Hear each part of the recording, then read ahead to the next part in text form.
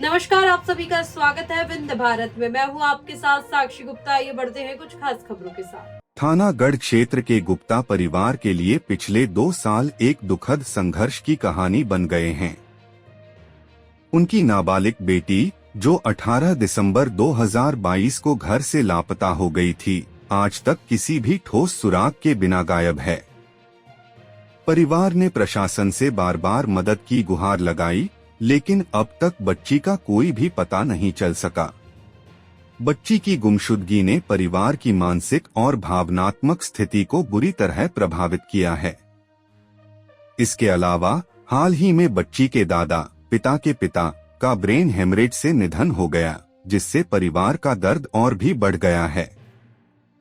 गुप्ता परिवार का कहना है कि बच्ची की खोजबीन के लिए प्रशासन ने कभी भी गंभीर कदम नहीं उठाए। उनका मानना है कि अगर किसी बड़े या प्रभावशाली व्यक्ति की बच्ची लापता होती तो प्रशासन तुरंत कार्रवाई करता और उसका खुलासा कर देता। लेकिन एक गरीब परिवार के लिए यह स्थिति बिल्कुल अलग है। यदि किसी बड़े आदमी की बच्ची गायब होती तो प्रशासन तुरंत उसे ढूंढने के लिए कदम उठाता। लेकिन एक गरीब परिवार के मामले में किसी को कोई फर्क नहीं पड़ता, गुप्ता परिवार के सदस्य बताते हैं। परिवार के इस दर्दनाक संघर्ष को अब सुलझाने के लिए उन्होंने एक निर्णायक कदम उठाने का निर्णय लिया है। गुप्ता परिवार अब अपने अधिकारों के लिए न्यायालय की शरण में जाने का मन बना चुका है। पिता ने बताया कि वे जल्द ही हाई कोर्ट में रिट पिटीशन दायर करने की योजना बना रहे हैं। उनका कहना है, अब केवल न्यायालय ही हमें न्याय दिला सकता है।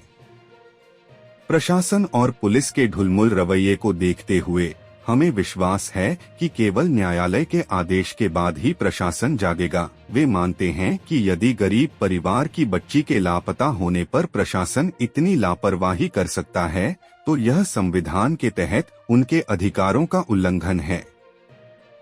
इस बीच गुप्ता परिवार ने अब अपनी समस्या को समाचार पत्रों के माध्यम से उजागर करने का निर्णय लिया है। उनका मानना है कि मीडिया और न्यायालय का हस्तक्षेप ही प्रशासन को मजबूर करेगा कि वह इस मामले को गंभीरता से ले और बच्ची की खोजबीन में तेजी लाए। परिवार का कहना है कि प्रशासन से कोई भी मदद मिलने में उन्हें अब तक नाकामी ही हाथ लगी है और इस दौरान हर दिन उनकी बच्ची की चिंता बढ़ती जा रही है। अगर प्रशासन सच में इस मामले को गंभीरता से लेता तो हमारी बच्ची का पता अब तक चल चुका होता, परिवार के सदस्य कहते हैं।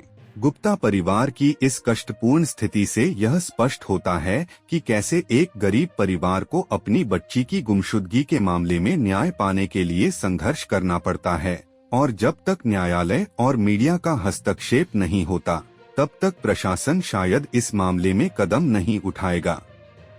अब यह देखना है कि क्या न्यायालय की शरण में जाने के बाद प्रशासन इस मामले में क्या कदम उठाता है और गुमशुदा बच्ची को ढूंढने के लिए क्या कार्यवाही करता है। गुप्ता परिवार की कहानी इस बात की गवाह है कि कैसे एक गरीब परिवार को अपनी बेटी के खो जाने के बाद न्याय पाने के लिए कितने संघर्षों का सामना करना पड़ता है।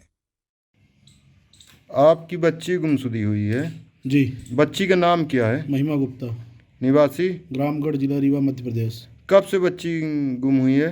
2 वर्ष पहले, कितने तारीख को लगभग? 18 दिसंबर 2022। क्या थाने में आवेदन दिए हैं? जी हाँ, उसी दिन 18 दिसंबर को ही दे दिए। तो बच्ची का कहीं पता चला? अभी तक कोई नहीं पता चला है।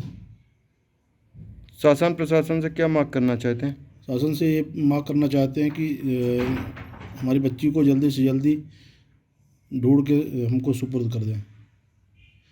हमारी बच्ची जब गुम हुई थी उस समय नाबालिग थी और पूरा परिवार सदमे में है। अभी हाल ही में हमारे पिताजी का ब्रेन हेमरेज से निधन हो गया है। जो भी जिनके तक सूचना जाए वो निकटस्थ पुलिस स्टेशन या हमारे गढ़ थाने में सूचना दे दें। धन्यवाद।